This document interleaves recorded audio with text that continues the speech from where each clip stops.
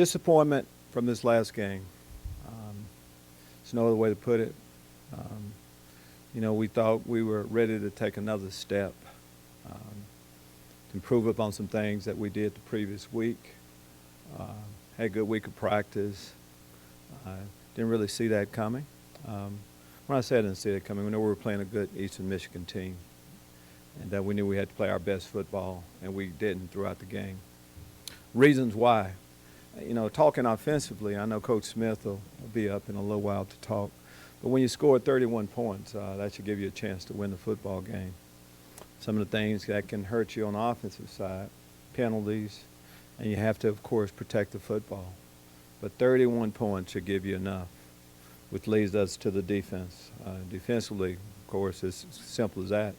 Gave up too many points, too many big plays, in particular the passing game.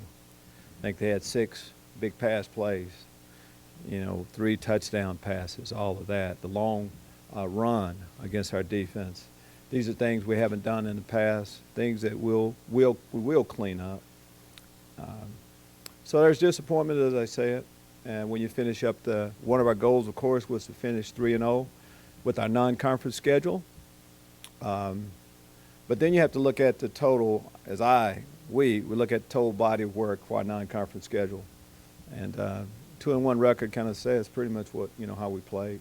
I thought we played 2 very good offensive games. And I thought we played pretty good 2 defensive games, which led, of course, led to this record. Hopefully we'll get a couple guys back injury-wise this week. A few missed that and a few we really missed this past week, especially on the defensive side of the football. It's good to get Reggie Corbin back last week. Of course, Reggie is an outstanding player. Offensive line continues to, give the running backs opportunities to score. So that's where we're talking about last week's game. And after you get past the disappointment of it, you realize that, in a way, the real season starts right now when you get into Big Ten play. They beat us pretty good last year. We know they're an outstanding football team. They present a lot of different challenges for us, but we're really excited about that. There are a lot of activities going on, of course, here on campus. But for us as a football team, we get a chance to play in front of with a nationally televised game, and that has to really get you pumped up even more. Take your question. Adrian Martinez, obviously a really dangerous quarterback, yes, both in the air and in the run. But how did Mike Glass, what did he show you of what you guys need to improve on? Well, going in, we knew that Mike was a good football player too. He threw the ball extremely well. We knew that he was an athlete. He could run it, and he had a couple of timely runs, but the way he threw the football kept us off balance most of the day. Kind of simple as that. Receivers made plays throughout. I thought we would match up better with them than we did. Coach, Isaiah Williams warmed up a couple times. I know Brandon got banged up a little bit. Was that just simply a matter of that, or were you thinking about putting him in there for a play? Now, was this when Brandon took a couple of shots with it? Yeah. Brandon's our quarterback. We weren't going to put Isaiah in. Brandon, again, we'll start with that. There are some things that didn't go the way we wanted them to throughout the game with a lot of different positions. But no, that wasn't the case at all. I like the way Brandon, we're down 14 points. I like the way Brandon led us back to tie the score, to give our team a chance to play, continue to play, and to win the football game. Well, your pass rush didn't get going, so you needed to obviously throw some more blitzes out there. But what needs to be corrected in coverage, in your opinion? What needs to be corrected in coverage? Well, we need to cover them better. How do you answer that question? It's pretty hard. When you're not getting pressure, you can send more guys. We did it a few times. We got burned a little bit with that. Eventually it comes down to a one-on-one game. You need to be able to cover. We've covered better than we covered this past week. We'll do things a little bit better. Not a little bit better, a lot better than we did. But Again, this was one game. We did not play our best one football game. That's not what we've seen total body of work. Lovie, Reggie mentioned after the game they need to do the little things a little bit better from watching film to showing up on time. Is that something that you feel like kind of comes with cleaning up the penalties you guys struggled with again last week? No, I don't think it has much to do with penalties. I think the little things that Reggie or any of our seniors or just teammates talk about in general, I can guarantee you every week I stand in front of you, I'm going to talk about cleaning up the little things. That is a big part of it. Just the discipline that's involved with everything, that's a constant struggle that we all, it's like saying a little bit. You're always kind of dealing with it. You know, it's always there. That's definitely the case. Any update on Tony Adams' status or Isaiah Gay? Tony Adams, they're getting better. I mean, we don't practice today. All of our guys will. We practice tomorrow morning. We'll be able to tell you a little bit more. Neither one of those injuries, we don't have guys that, have season-ending injuries, anything like that. So we'll assume, and we're hoping that we'll have most of our guys back this week, but we'll be able to tell you a little bit more next week. Well, not next week, tomorrow. Coach, how do you evaluate what Sidney Brown did? I know you had the one bad penalty, but overall, what did he bring on Saturday? I think it's good to get any player back out there. Sidney, when you miss all of training camp, there's a learning curve a little bit. Sidney didn't play as well as he'll play. He didn't play as well as he can play. I'm going to say that about a lot of us, though, that went through all of training camp and had a lot more practices. But we started the process. It was good to get him back out into the mix. He's one of our guys. So, I mean, that's what it is with him. What I was pleased with, I talked about all the things I was displeased with. Delano Ware, he hadn't gotten a lot of time either. Delano Ware was one of the guys defensively that really played well. Had about 3 big plays, took advantage of the opportunities that he had. But Sidney will play better this week. Expect Delano to stay at safety now with the 2 kind of injuries you've had to some other guys? No, yes, we'll kind of see how it plays out. But, normally we just don't move a guy for 1 week.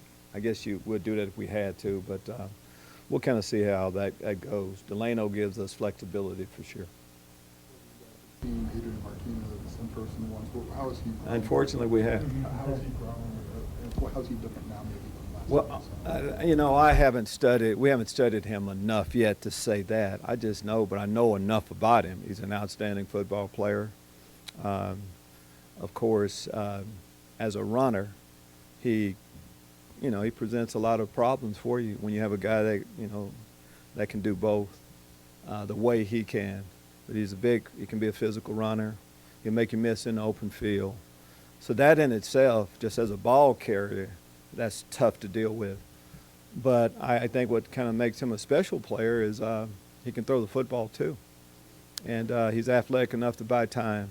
So it's tough keeping him pinned in. He can create an awful lot to get his passes off. And he has some excellent receivers, Spielman, of course, being one of them, that he can throw the ball to. So they can do both, and that's what we'll have to defend, of course, the run as much as the pass this week. Scott Frost, obviously a Nebraska guy, but when you went up against him last year, what makes that offensive scheme or what they do difficult? Well, I think it's, piggyback on that same question, when a team can do both, when they can beat you running football, equally as well as they can passing it. And drop back, they give you a lot of different formations, from no backs to one to that's what causes you problems. And just in general, when it's one thing to run the football, but the option part of it, that along with the run, keeps the defense up at night. Are always important, but after last week, it feels like this one's even more important. How do you go into this one? Well, I can't say that this one is any more important. If we had won last week, I'd be talking about, hey, we had one goal to finish the non-conference schedule 3-0. Then I would talk about starting Big Ten play. So it was going to come. The importance of this game was there by itself, and that hasn't changed. Hopefully when you don't play your best football, there'll be more of a sense of urgency to get everything right and knowing exactly what type of opponent we have. It's about Big Ten play for us. In an ideal world, you want to start off Big Ten play. I would, at home, I talked about the audience that will be watching us, what we have going on this weekend. There's a lot of things surrounding this game, and we want to be ready to go, and as much orange as we can see, the better off we'll be. Any update on Larray Oladipo's status? He's still suspended from the team indefinitely, and when something changes, I'll kind of let you know a little bit, but right now that's what it is. Coach, you have any of the Hall of Fame guys come talk to you guys this week or not? You know, they have a lot of things going on. Don't know exactly who all will be here, but I know as many of the guys as possible that we can get into our building over around our football team, we would like to, absolutely. And it's just not this weekend, it's any weekend, of course. We want our guys to come back. You've mentioned wanting to go 3-0 non-conference as being a goal. Does not hitting that one make, I don't know, your next goal tougher to accomplish? No, doesn't have anything to do with them. They're separate goals. You have a non-conference schedule. You just look at it. That one's over. Now you move to that next one. The main goal that we have is to win the Big Ten championship. It starts this week. This is when the real season starts for us. Michael asked also, he can run, he can throw. Is there anything you can carry over game plan wise into Nebraska? Are they too different? No, I don't think they're different. Absolutely. When you're an athletic quarterback that can throw, you have a game plan for that. So there are a lot of things that we can, learn from what happened this week, but also what happened last year. That's the thing when you play an opponent like we're playing this week. I mean, we have them. We know how we have an idea how they're gonna try to attack us. So I think that in itself is enough. You mentioned possibly the difficulties of covering the option that Martinez has ability to run. Do you plan on having more speed rushers and possibly running more blitzes this weekend to combat that? We have a game plan that we feel very comfortable doing. Show up there and you'll see exactly what it is. Game different than a 11 a.m. kickoff. I think in an ideal world, I think most of the guys would say that they would rather just get up and play the game. So, and I like that too. I like the 2:30. I like that second time slot also. But I think there's something to be said about prime time and having an opportunity to play. Seems like more people have an opportunity to see you then. So I know just in general, traditionally, I think most football players would tell you they love playing primetime games. I know we're no exception. We're excited about it this week. Well, we felt Daniel Barker, like 90 yards, I think it was on Saturday. As a defensive coach, what challenges does that present when that option is kind of mixed into the offense along with the receivers and Reggie? Well, I think it gives you quite a bit. I think every time I've been at this podium, I've kind of talked about Daniel Barker a little bit. He was outstanding in training camp. He's a good football player. He can make all the catches. He can run with the football. He plays on the special teams. So when you have a guy like that, you think pass defenders is, normally it's about the wide receivers. But if you have a tight end that can catch the ball and block, he can really cause problems for a defense. I think we have that in Daniel Barker. He's a good football player.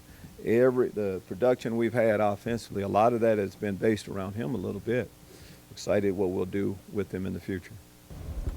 Lovie, obviously Brandon has started Big Ten games before. Can you take a little bit of comfort or confidence in the fact that he's started games in this conference? Yes, go all the way back to the start of the season of having a veteran quarterback. Yes, that has started games in the Big Ten helps an awful lot. I think what Brandon would tell you that's a long time ago, and he's kind of basing it now on what he's doing right now. 3 games on his belt. I think we've kind of gotten past a little bit. He's a Big Ten quarterback, and this week we're going to need him to play his best Big Ten game against a good opponent, one that we're going to be playing, of course, each year. But we'll get that. Each week is a learning experience, and hopefully it's kind of led us to this position, this game, where we'll play our best ball. Like people are focused on Matiku and some of those other defensive ends. But how do you get more out of Owen Carney? Well, Owen, just from playing ball, I mean, as far as how we get more, there's only so many things you can do. I think every defensive player out there has an opportunity to play just like Wale has. When your number's called, when you're in position to make a play, you need to make it. Be that rushing the passer, when we get teams in third and long situations or whatever, or playing the run. The one thing that we did do this past week was play pretty good third down defense. It wasn't perfect, but and that's kind of a defensive lineman's dream, to get in a third and long situation. I say most guys would say that they like that. Owen plays hard. Big plays will eventually come for him. What's the injury to Isaiah game mean for some of those freshman defensive ends? Like, could It- they ran? Well, it's those guys, and it's also the Mark Mondesir's. I, of course, has been playing quite a bit. We have enough guys at that position. We like to play as many as possible. So what it means is that maybe some of those guys may get an opportunity for a few more reps. Be ready. Your number could be called soon. Josh kind of put the team on his back there on that last scoring drive for you guys, but only one catch, I think, up until then. Does he need to be more involved? Well, I think looking at it now, but you look at what we were able to do. You know, I thought throughout we were able to move the ball offensively. We had some penalties that really kind of put us on our heels a little bit. So game plan wise, we were moving it, we were throwing it around, distributing the ball to a lot of different people. And Ricky Smalling played excellent football. He's played great ball throughout this year. We talked about Daniel Barker. There are a lot of guys to get the ball to. But at the end there, when we needed to go to someone and we had a favorable matchup, Brandon got him the ball and he did a good job. Have you thought about practicing at night with the night game coming up? You know, it's a good question. And what we normally don't have that many night games throughout, but in training camp is when we try to as you put your training camp schedule together, you kind of look at what times you'll be playing throughout. So we try to practice a little bit then. Class schedules and all that doesn't really allow us to do it right now, but we feel like that won't really hinder us by when we practice. I kind of like, as a general, you know, we practice in the morning. I think it's a good thing to get young people up early, get them thinking football as early as possible in the morning. Lovie James McCord ties a school record. He's shown off a big leg. Is it become a thing where he's solidified himself more as a kicker? You know, was that up for grabs at all when in game one versus now where we are, where he's shown obviously what he can do? Well, I think all positions, I mean, we don't give out lifetime starting positions. So it's always about what you do the next time you get an opportunity. If you just go on what James has done, has he solidified himself? I think the team feels really good about him when he goes out there. Why? Big kick last week right before the half, a few weeks ago. Of course, you know, what, 56, 57, I figure you would get me right on that. Long field goal, strong leg. You look at him also with his kickoffs. So I think he's solidified himself as much as anybody has. He'll be called upon again. He's a weapon for us right now. Anything else for Coach? Thank you.